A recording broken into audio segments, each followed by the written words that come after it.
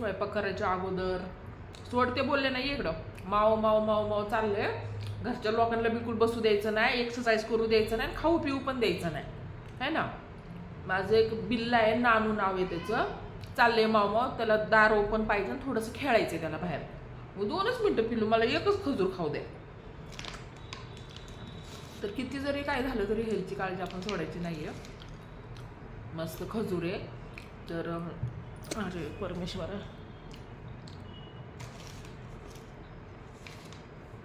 पडलं आता हातातनं. तर संध्याकाळ झाली की थोडंसं विघ्न जाणवलं की हे आपलं म्हणजे रक्तवाढीसाठी पण चांगलं आहे. आणि ह्या उन्हामुळे बॉडीमध्ये एनर्जी बिलकुल पण राहत नाही. त्यामुळं सोडणार आहे. झालं माझं, झालं. एक मिनटं थांब पिल्लू. या या इकडं, तू पण खा. या माव माव चाललंय त्याचा. तर नो जिम, नो वर्कआउट, घरचे लोक हँडल, आमच्या नानूला हँडल. तर मग संध्याकाळ झाली की थोडं खूप वीकनेस जाणवत होतं. मग हे 2 खजूर खाऊन आपल्या कामाची सुरुवात असं करायचं. तर फ्रेंड्स, बरेच दिवस मी व्हिडिओ पोस्ट केले नाही, मी दिवस नाही 2-3 दिवस. तर मन तरी लागायला पाहिजे ना आपलं.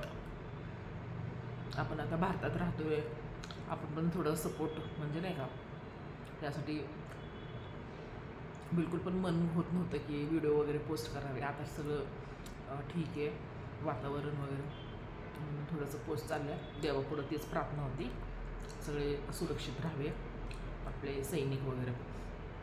आता ते चाललं आपल्या हेल्थची काळजी वगैरे, असं रुटीनमध्ये चाललं. तर ओके फ्रेंड्स, मैं तुम्हें चाहूं, तुम्ही को सवारूं, तुम्हारी पूजा करूं, दिल तो हमेशा ये मांगे दुआ, बाहों में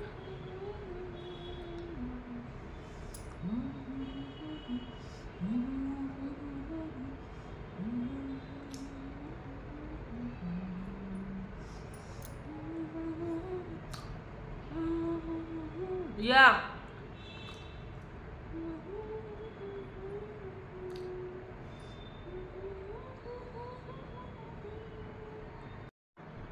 मैं तुम्हें चाहूं, तुम्ही को सवारूं, तुम्हारी पूजा करूं, दिल तो हमेशा ये मांगे दुआ, बाहों में